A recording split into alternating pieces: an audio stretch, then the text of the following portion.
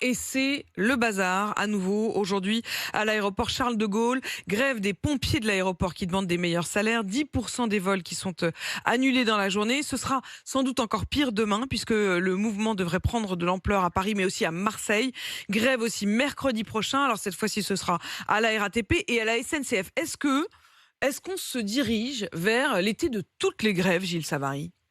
Écoutez, moi je suis pas Irma, je ne lis pas l'avenir, mais ce qui est sûr, c'est qu'il y a deux contextes. Il y en a un qui doit alerter le gouvernement, c'est un contexte général, qui fait que le Covid a quand même pesé sur le rapport au travail, en particulier une indemnisation quasi intégrale des salaires en restant chez soi pendant un certain temps, fait qu'on débouche sur une situation qui n'est pas unique en France, avec des pénuries de main-d'œuvre, tout en ayant un taux de chômage non négligeable. Et quand il y a des pénuries de main-d'œuvre, ça joue sur des revendications à la hausse. Il faut que le gouvernement fasse attention. C'est le fameux débat sur le pouvoir d'achat, avec une reprise de l'inflation. Par ailleurs, on n'avait pas prévu la guerre en Ukraine, ça va peser sur les ménages. Donc ça, c'est le contexte général.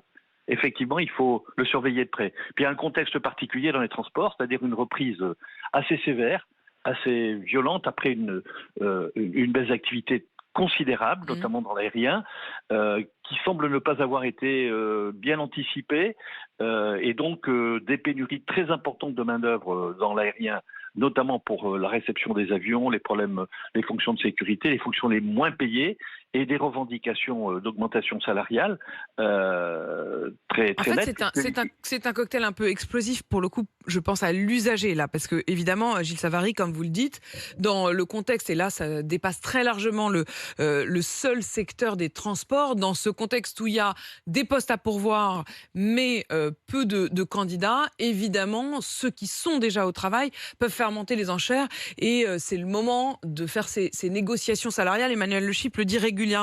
Mais là, le problème, Gilles Savary, c'est qu'on se retrouve avec des problèmes de sécurité, c'est-à-dire qu'il n'y a pas suffisamment de personnel dans des postes clés, notamment de l'aérien.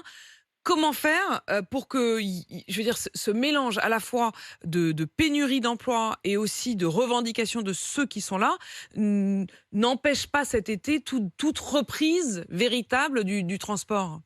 Écoutez, moi, ce que je pense, c'est que les autorités, je ne suis pas à leur place, mais les transporteurs comme les aéroports doivent lâcher du lest. Je pense que c'est très important de faire des gestes. Ces grèves surviennent avant la période quand même la plus tendue, mais je ne pense pas que l'on puisse éviter des désagréments pour les voyageurs. Je pense qu'il va y avoir, surtout si les voyageurs eux-mêmes se libèrent un peu, considèrent que c'est une année où effectivement on retrouve comment dirais-je, les vacances, Oui.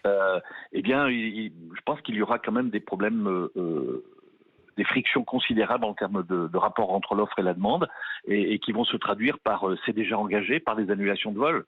Des retards, c'est certain. Moi, j'ai pris l'avion très récemment. Je me suis retrouvé sur les lignes intérieures avec des retards à l'aller comme au retour. Très désagréable. Ce qui n'arrivait plus, il faut le dire quand même. Les dernières années, honnêtement, quand ça marche bien, il faut le dire aussi.